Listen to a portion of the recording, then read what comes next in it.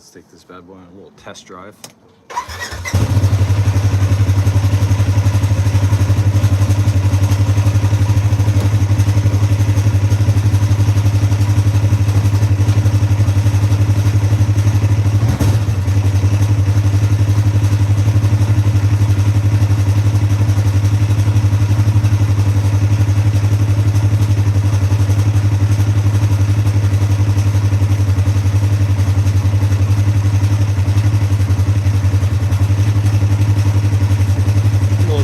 Warm up. Let's see. Oh, that's good. No current check engine lights.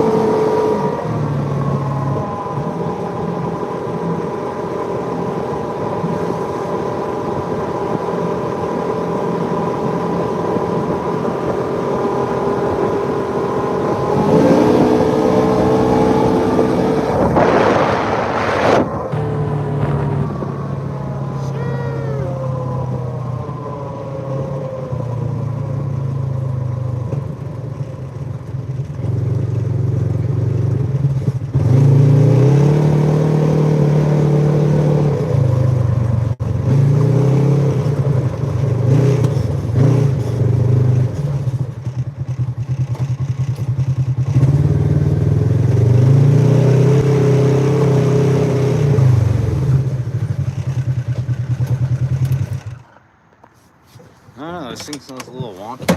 BRB.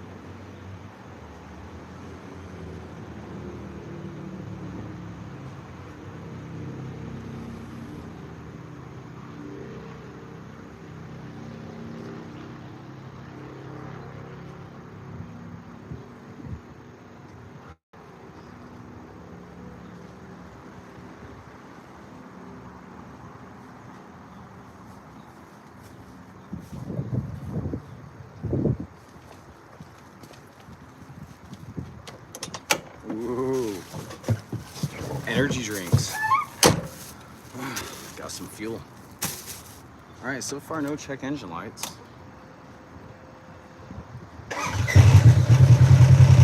Sounds okay.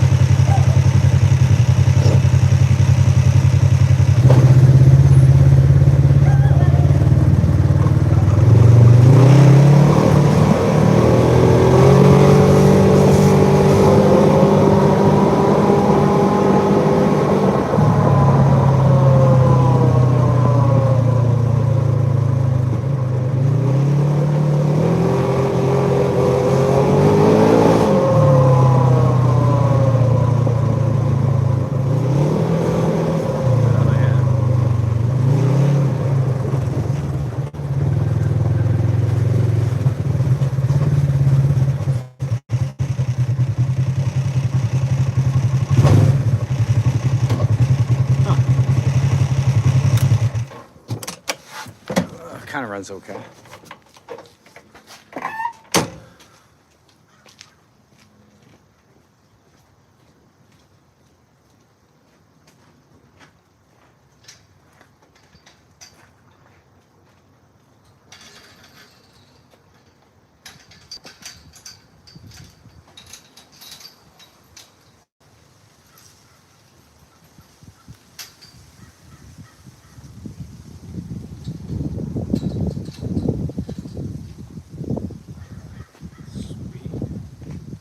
Cool. All right. So we got this bad boy right here. We're gonna do like a 50, maybe 100-hour service. I have to look it up in the book to see exactly what it entails. But basically, we're gonna go ahead and do the engine oil, the transmission oil, and then the front diff oil. We'll also go ahead and be servicing the air system. The air box also fell off. It's kind of tight right now. I put it back on, but let's see if we can get a look right here. So I noticed this tube had fallen off. This is how the customer brought it. It was like that, and the inside is just filled with dirt and oil. You can see all that dirt right there built up on the side. It's pretty bad. So I checked the compression. Compression was pretty good. Ugh. Come on.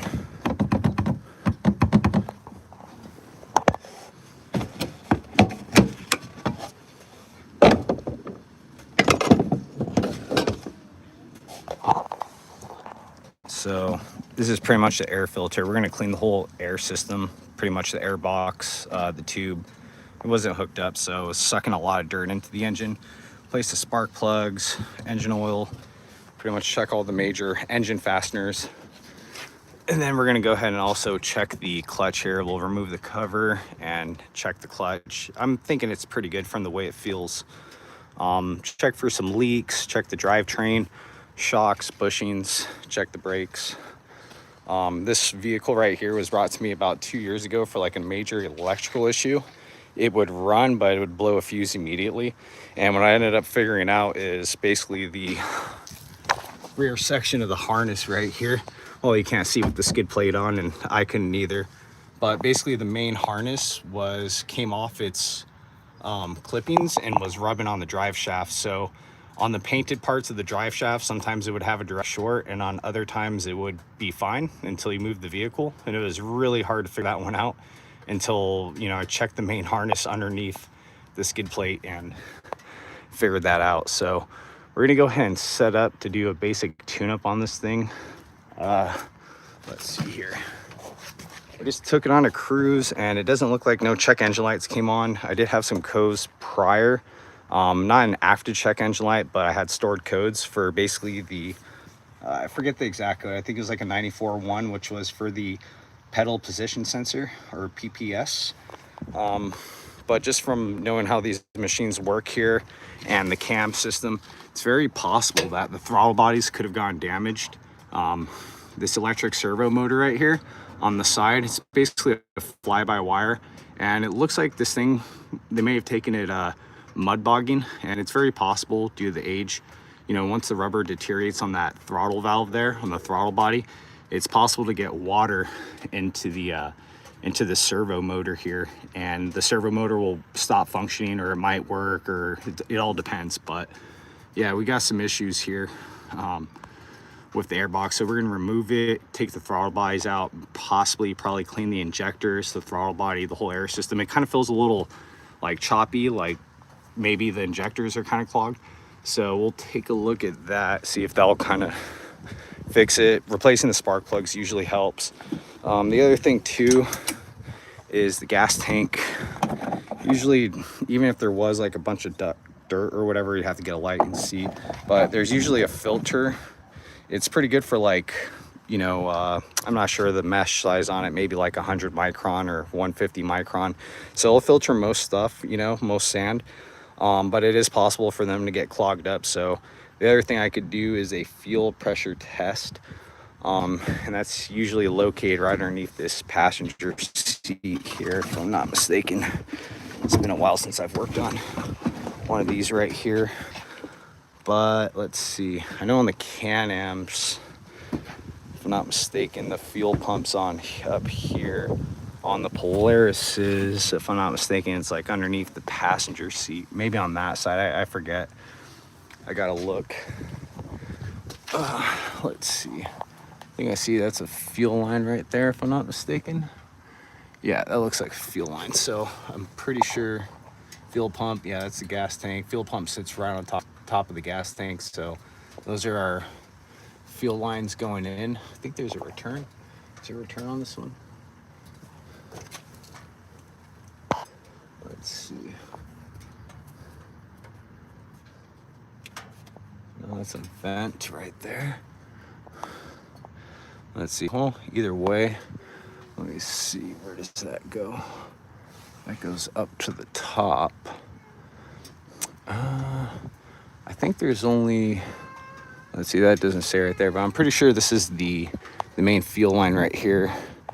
This one's soft. This is like a vent line, maybe a vent line for the pump. Forget exactly, but has one fuel line going in right here. So that's another thing, if you're kind of concerned about, you know, running conditions, definitely want to check that fuel pump and see how it's running. So I'm going to go ahead and throw my drinks in the freezer. We're going to go ahead and set up, get all the tools and equipment ready so we can drop this oil while the engine's nice and hot. And then we'll go ahead and come back here and knock out a 50-hour service on our 2017 Polaris XP1000. And that's pretty much it. We got Nick in here. What's going on, brother? We'll be right back.